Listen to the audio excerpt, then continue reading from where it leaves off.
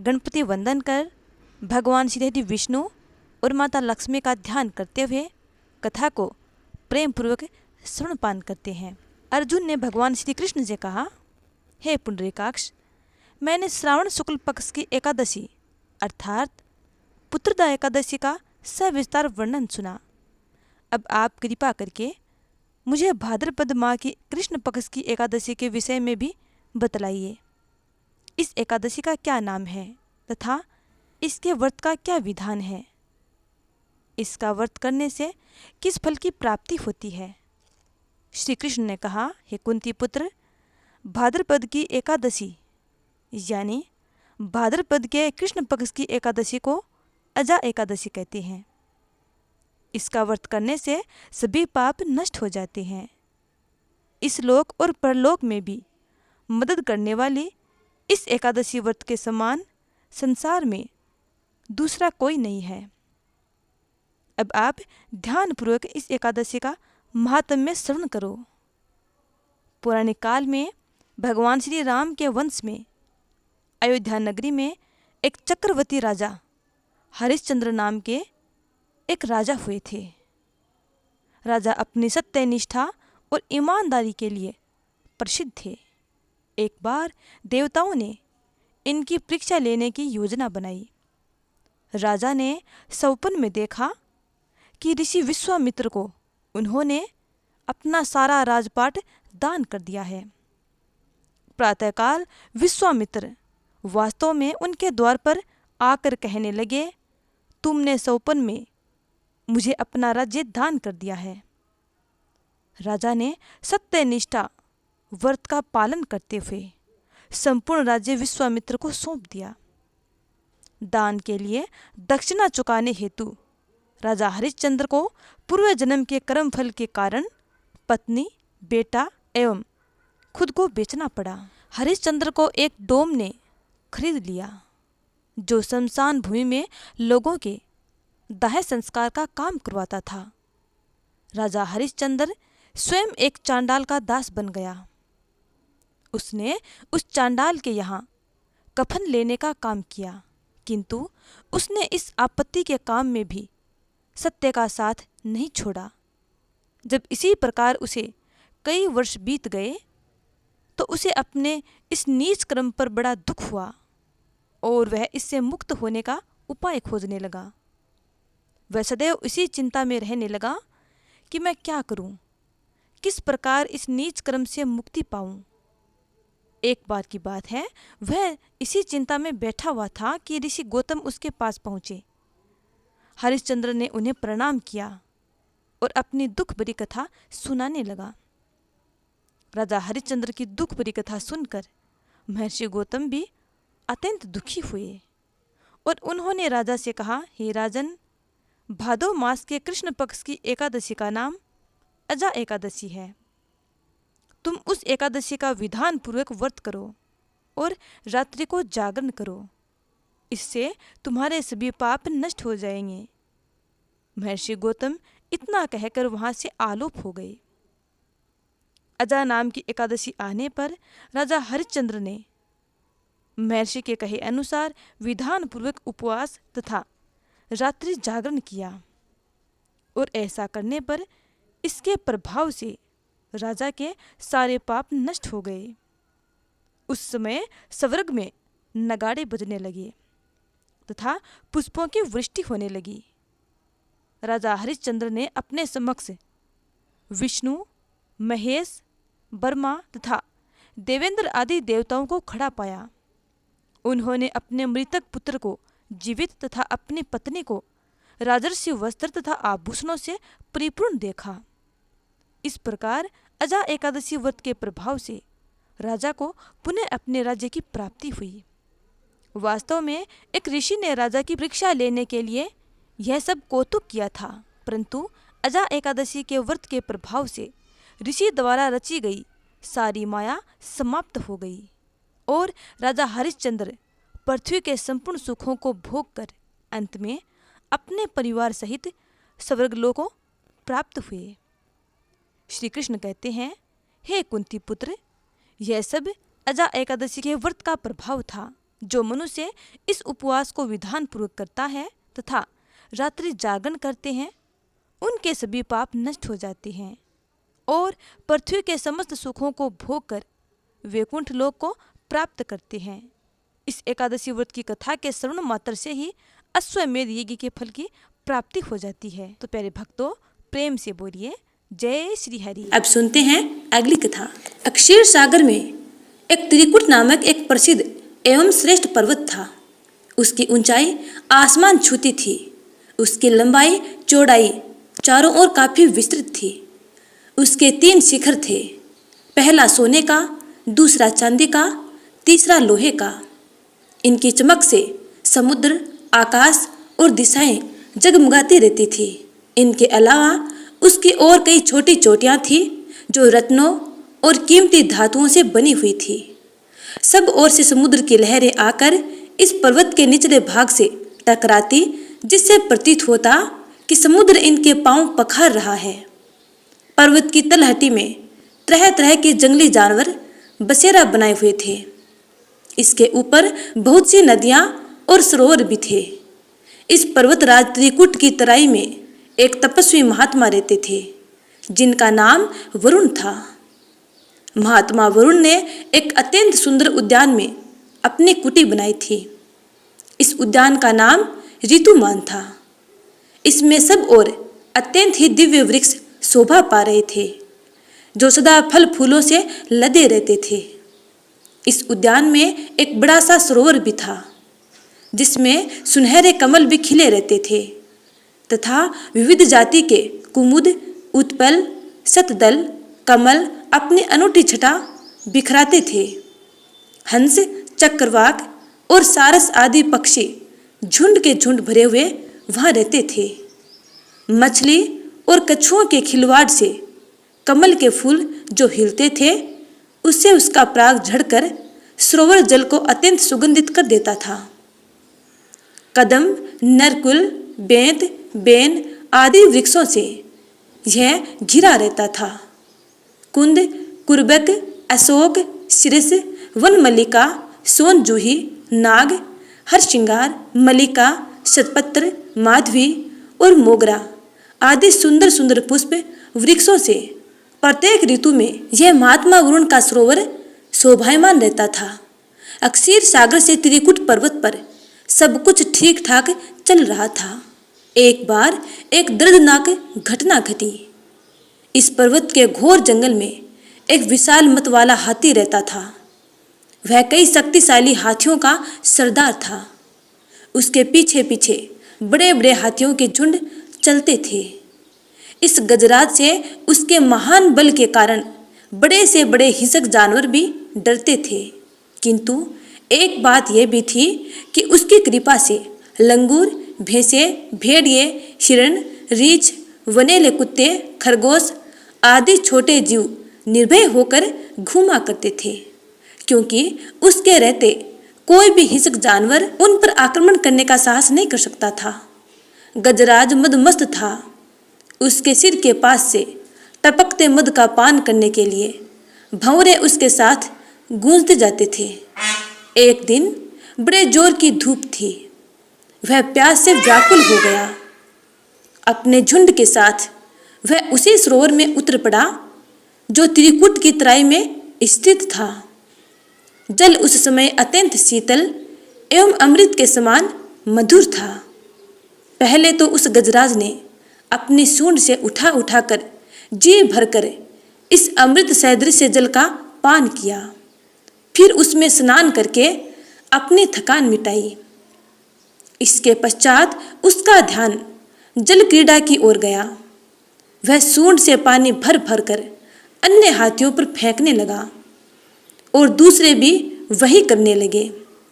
मदमस्त गजराज सब कुछ भूलकर जल क्रीड़ा का आनंद उठाता रहा। उसे पता नहीं था कि उस सरोवर में एक बहुत बलवान ग्राह भी रहता था। उस ग्राह ने क्रोधित होकर उस गजराज के पैर को जोर से पकड़ लिया और उसे खींचकर सरोवर के अंदर ले जाने लगा। उसके पैने दांतों के गड़ने से गजराज के पैर से रक्त का प्रवाह निकल पड़ा, जिससे वहां का पानी लाल हो गया। उसके साथ के हाथियों और हथिनियों को गजराज की इस स्थिति पर बहुत चिंता हुई। उन्होंने एक साथ मिलकर गजराज को जल से बाहर करने का प्रयास किया, किंतु वे असफल रहे। वे घबराकर जोर जोर से चिंघाड़ने लगे। इस पर दूर दूर से आकर हाथियों के कई झुंडों ने गजराज के झुंडों से मिलकर उसे बाहर खींचना चाहा, किंतु यह सम्मिलित प्रयास भी विफल हो गया। सभी हाथी शांत होकर अलग हो गए। अब ग्राह और गजराज में घोर युद्ध चलने लगा। दोनों अपने रूप में काफी बलशाली थे और हार मानने वाले नहीं थे। कभी गजराज ग्राह को खींचकर पानी से बाहर लाता, तो कभी ग्राह गजराज को खींचकर पानी के अंदर ले जाता, किंतु गजराज का पैर किसी तरह ग्राह के मुंह से नहीं छूट रहा था, बल्कि उसके दांत गजराज के पैर में और गिरते जा रहे थे और सरोवर का पानी जैसे पूरी तरह लाल हो आया था। गज और ग्राह के बीच युद्ध कई दिनों तक चला। अंत में अधिक रक्त बह जाने के कारण गजराज स्थिर पड़ने लगा। उसे लगा कि अब वह ग्राह के हाथों परास्त हो जाएगा। उसको इस समय कोई उपाय नहीं सूझा और अपनी मृत्यु को समीप पाकर उसे भगवान नारायण की याद आई। पूर्व जन्म की निरंतर भगवत आराधना के फल स्वरूप उसे भगवत समृद्धि हो आई। उसने निश्चय किया कि मैं कराल काल के भय से चराचर प्राणियों के शरणे सर्व समर्थ प्रभु की शरण ग्रहण करता हूँ। इस निश्चय के साथ गजेंद्र मन को एकाग्र कर पूर्व जन्म में सीखे श्रेष्ठ स्तोत्र द्वारा गजेंद्र मोक्ष स्तुति करने लगा। उसने एक कमल का फूल तोड़ा और उसे आसमान की ओर इस तरह उठाया जैसे वह उसे भगवान को अर्पित कर रहा हो। अब तक वह ग्राह द्वारा खींचे जाने से सरोवर के मध्य गहरे जल में चला गया था और उसकी सूंड का मात्र वह भाग ही ऊपर बचा था जिसमें उसने लाल कमल पुष्प पकड़ रखा था। उसने अपनी शक्ति को पूरी तरह से भूलकर और अपने को पूरी तरह असहाय घोषित कर नारायण को पुकारा। भगवान समझ गए कि इसे अपनी शक्ति का मद जाता रहा और वह पूरी तरह से मेरी शरण में आया है, अर्थात मेरा शरणागत है। जब नारायण ने देखा कि मेरे अतिरिक्त यह किसी को अपना पक्षक नहीं मानता, तो नारायण के ना के उच्चारण के साथ ही वह गरुड़ पर सवार होकर चक्कर धारण किए हुए सरोवर के किनारे पहुंच गए। उन्होंने देखा कि गजेंद्र डूबने ही वाला है। वे शीघ्रता से गरुड़ से कूद पड़े। इस समय तक तो बहुत से देवी देवता भी भगवान के आगमन को समझकर वहां उपस्थित हो गए थे। सभी के देखते ही देखते भगवान ने गजराज और गजेंद्र को एक एक क्षण में सरोवर से खींचकर बाहर निकाला। देवताओं ने आश्चर्य से देखा। उन्होंने सुदर्शन से इस तरह ग्राह का मुंह फाड़ दिया कि गजराज के पैर को कोई क्षति नहीं पहुंचे।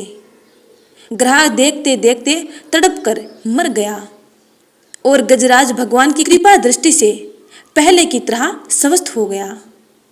ब्रह्मादि देवगण श्री हरि की प्रशंसा करते हुए उनके ऊपर स्वर्ग सुमनों की वृष्टि करने लगे, अर्थात फूलों की वर्षा करने लगे।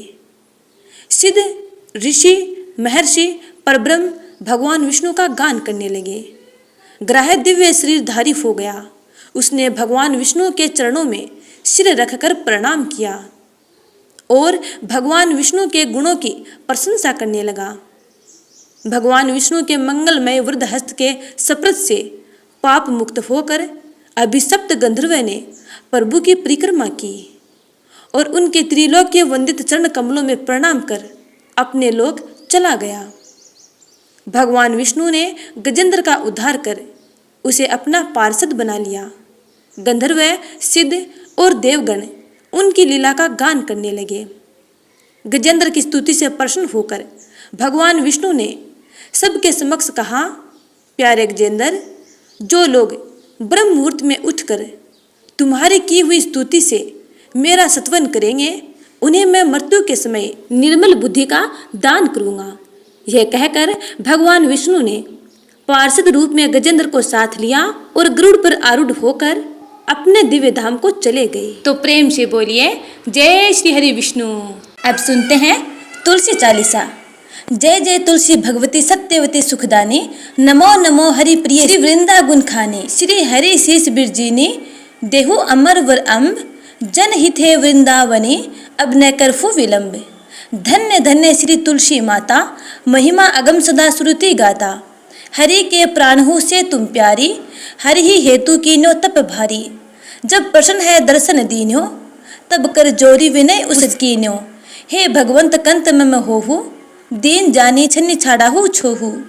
सुने लक्ष्मी तुलसी की बानी, दीनो श्राप कदम पर आनी। उस अयोग्य वर मांगन हारी, होहु विटप तुम जड़ तनुधारी। सुने तुलसी हियम श्रोप्यो ते ही ठामा, करहु वास्तु नीचन धामा। दियो वचन हरि तब तत्काला, सुनहु सुमुखी जनी होहु बिहाला। समय पाई वरो पाति तोरा, पूजिहो आस वचन सित मोरा। तब गोकुल मह गोप सुदामा, तासु भई तुलसी तूबामा। कृष्ण रास लीला के माही, राधे सक्यो प्रेम लखि नाही। दियो श्राप तुलसी है तत्काला, न लोक ही तुम जन्मो बाला। यो गोप वह दानव राजा, शंख चूड़ नामक सिरताजा। तुलसी भई तासु की नारी, परम सती गुण रूप अगारी। अस दवे कल्प बीत जब गयो, कल्प तृतीय जन्म तब भयऊ। वृंदा नाम भयो तुलसी को, असुर जलंधर नाम पति को। करी अति द्वंद्व अतुल बल धामा, लीना शंकर से संग्रामा। जब निज सैन्य सहित शिवहारे, मरही न तब हर हरि पुकारे। पतिव्रता वृंदा थी नारी, कोऊ न सके पति ही संघारी। तब जलंधर ही भेष बनाई, वृंदा डिग हरि पहुँचो जाई। शिव हित लही करी कपट प्रसंगा, कियो स्थित्व धर्म तो ही भंगा। भयो जलंधर कर संघारा, सुनी उर शोक उपारा। धी क्षण दियो कपट हरि टारी, लखी वृंदा दुख गिरा उचारी। जलंधर दस हत्यो अभिता, सोई रावण तस हरि सीता। अस प्रस्त्र सम हृदय तुम्हारा, धर्म खंडी मम पति ही संघारा। यही कारण लही श्राप हमारा, होवे तनु पाषाण तुम्हारा। सुनी हरि तुरत ही वचन उचारे, दियो श्राप बिना विचारे। लख्यो न निज करतूति पति को, छलन चह्यो जब पार्वती को। जड़मती तुहु अस हो जड़ रूपा, जग में तुलसी विटप अनूपा। ढगव रूप हम शालिग्रामा, नदी गंडकी बीच ललामा। जो तुलसी दल हम ही चढ़ई है, सब सुख भोगी परम पद पई है। बिनु तुलसी हरि जलत शरीरा, अतिशय उठत शीस उर पीरा। जो तुलसी दल हरि सिर धारत, सो सहस्त्र घट अमृत डारत। तुलसी हरि मन रंजनी हारी, रोग दोष दुख भंजनी हारी। प्रेम सहित हरि भजन निरंतर, तुलसी राधा में नाही अंतर। व्यंजन हो छपन हु प्रकारा, बिनु तुलसी दल न हरि ही प्यारा। सकल तीर्थ तुलसी तरु छाही, लहत मुक्ति जन संशय नाही। कवि सुंदर एक हरि गुण गावत, तुलसी ही निकट सहस गुण पावत। बसत निकट दुर्वासा धामा, जो प्रयासते पूर्व ललामा। पाठ करी ही जो नित नर नारी, होही सुख बास ही त्रिपुरारी। तुलसी चालीसा पढ़ही, तुलसी तरु ग्रह धारी। दीप दान करी पुत्र फल पावही, बंदेहु नारी। सकल दुख दरिद्र हरि हार, हवे परम प्रसन्न। आसिय धन जन लड़ही, ग्रह बस ही पूर्णा अत्र। लाही अभिमत फल जगत, मह लाही पूर्ण सब काम। जय दल अरप ही, तुलसी तह सहस बस ही हरि राम। तुलसी महिमा नाम लख, तुलसी सुत सुख राम। मानस चालीस रचो जग में, तुलसीदास। अब सुनते हैं श्री हरि विष्णु चालीसा। विष्णु सुनिए विनय सेवक की चितलाए, कीरत कुछ वर्णन करूं दीजे ज्ञान बताए। नमो विष्णु भगवान खरारी, कष्ट नशावन अखिल बिहारी। प्रबल जगत में शक्ति तुम्हारी, त्रिभुवन फैल रही उजियारी। सुंदर रूप मनोहर सूरत, सरल स्वभाव मोहनी मूरत। तन पर पीताम्बर अति सोहत, बेजंती माला मन मोहत। शंख चक्र कर गदा बिराजे, देखत देते असुर दल भाजे। सत्य धर्म मद लोभ न गाजे, काम क्रोध मद लोभ न छाजे। संत भक्त सजन मन रंजन, दनुज असुर दुष्टन दल गंजन। सुख उपजाए कष्ट सब भंजन, दोष मिटाए करत जन सज्जन। पाप काट भव सिंधु उतारन, कष्ट नाश कर भक्त उबारन। करत अनेक रूप प्रभु धारण, केवल आप भक्ति के कारण। धरणी धेनु बन तुम्हें पुकारा, तब तुम रूप राम का धारा। भार उतार असुर दल मारा, रावण आदि को संघारा। आप वराह रूप बनाया, हरण्याक्ष को मार गिराया। धर्म मत से तन सिंधु बनाया, 14 रत्नन को निकलाया। अमिलख असुरों ने द्वंद्व मचाया, रूप मोहिनी आप दिखाया। देवन को अमृत पान कराया, असुरन को छवि से बहलाया। कुर्म रूप धर सिंधु मझाया, मंदराचल गिरि तुरंत उठाया। शंकर का तुम फंद छुड़ाया, भस्मासुर को रूप दिखाया। वेदन को जब असुर डुबाया, कर प्रबंध उन्हें ढूंढवाया। मोहित बनकर खल ही नचाया, उसी कर से भस्म कराया। असुर जलंधर अति बलदाई, शंकर से उनकी न लड़ाई। हार पार शिव सकल बनाई, कीन सती से छल खल जाई। सुमिरन कीन तुम्हें शिवरानी, बतलाई सब विपत कहानी। तब तुम बने मुनीश्वर ज्ञानी, वृंदा की सब सूरति भुलानी। देखत तीन धनुज सैतानी, वृंदा आए तुम्हें लपटानी। हो सप्रस धर्म क्षति माने, हना असुर उर शिव शैतानी। तुमने ध्रुव प्रहलाद उबारे, हिरण्याकुश आदि खल मारे। गणिका और अजा मिलतारे, भूत भक्त भव सिंधु उतारे। हरहु सकल संताप हमारे, कृपा करहु हरि सिरजन हारे। देखूँ मैं निज दर्श तुम्हारे, दीन बंधु भक्तन हितकारे। चहत आपका सेवक दर्शन, करहु दया अपनी मधुसूदन। जानू नहीं योग्य जप पूजन, होए यज्ञ स्तुति नुमोदन। शील दया संतोष सुलक्षण, विदित नहीं व्रत बोध विलक्षण। करहुम आपका किस विधि पूजन, कुमति विलोक होत दुख भीषण। करहुम प्रणाम कौन विधि सुमिरन, कौन भांति में करहूँ समर्पण। सुर मुनि कृत सदा सेवकाई, हर्षित रहत परम गति पाई। दीन दुखिन पर सदा सहाय, निज जन जान लेव अपनाई। पाप दोष संताप नसाओ, भव बंधन से मुक्त कराओ। सुख संपत्ति दे सुख उपजाओ, निज चरणन का दास बनाओ। निगम सदा ये विनय सुनावे, पढ़े सुने जो जन सुख पावे। अब सुनते हैं श्री गणेश जी की कथा। एक बुढ़िया माई थी जो हर रोज गणपति बप्पा की आराधना किया करती थी। एक दिन उसकी भक्ति से गणपति बप्पा प्रसन्न हो गए और प्रकट हो गए। बोले, बुढ़िया माई, मैं तेरी भक्ति से अत्यंत प्रसन्न हूँ, तू जो चाहे सो मांग सकती है। तब बुढ़िया माई ने कहा, हे गणपति बप्पा, मैं क्या मांगूं और कैसे मांगूं, मुझे तो मांगना भी नहीं आता। तब गणपति बप्पा ने कहा, आप अपने बेटे और बहू से जाकर पूछ लो, उसके बाद मांग लेना। तब बुढ़िया माई दौड़कर अपने बेटे के पास गई और अपने बेटे से पूछा। तब उसके बेटे ने कहा, माँ, तू धन मांग ले। उसके बाद बुढ़िया माई अपनी बहू के पास गई और अपने बहू से पूछा। तब बहू ने कहा, माँ जी, नाती और पोते मांग लो। तब बुढ़िया माई ने सोचा, ये दोनों तो अपने मतलब की मांग रहे हैं, मुझे अपनी पड़ोसिनों से जाकर पूछना चाहिए। तब दौड़कर वह अपनी पड़ोसिनों के पास जाती है और पड़ोसिनों से पूछती है। तब पड़ोसिनों ने कहा, बुढ़िया माई, तू क्यों धन मांगे, क्यों नाती और पोते मांगे, तू तो थोड़े दिन ही जिएगी, इसलिए अपने आँखों की रोशनी मांग ले और अपने पैरों की शक्ति मांग ले, ताकि तेरी बची हुई जिंदगी आराम से कट जाए। तब बुढ़िया माई ने सोचा, मुझे अपने मतलब की भी मांगनी चाहिए और अपने बेटे और बहू के मतलब की भी मांगनी चाहिए। दूसरे दिन बुढ़िया माई गणपति बप्पा के पास गई और बोली, हे गणपति बप्पा, यदि आप मेरी भक्ति से प्रसन्न हैं तो आप मुझे 84 करोड़ का महल दे, सोने के खंभे दे, सोने के कटोरे में दूध पीते हुए नाती और पोते दे, अमर सुहाग दे, कंचन जैसी काया दे और संपूर्ण परिवार में सुख दे। इतना सुनकर गणपति बप्पा मुस्कुराए और बोले, बुढ़िया माई, तूने तो मुझे ठग लिया, किंतु जा, जो कुछ तूने मांगा है सब कुछ तुझे वैसा ही मिलेगा। इतना कहकर गणपति बप्पा वहाँ से अंतर ध्यान हो गए। बुढ़िया माई ने जैसे ही अपनी आंखें खोली तो बुढ़िया माई ने देखा, जो जो बुढ़िया माई ने मांगा था सब कुछ वैसा ही मिला। हे गणपति बप्पा, जिस प्रकार आपने उस बुढ़िया माई की इच्छा पूर्ण की, वैसे ही अपने सब प्यारे भक्तों की मंगल कामनाएं पूर्ण करना। जय श्री गणेश।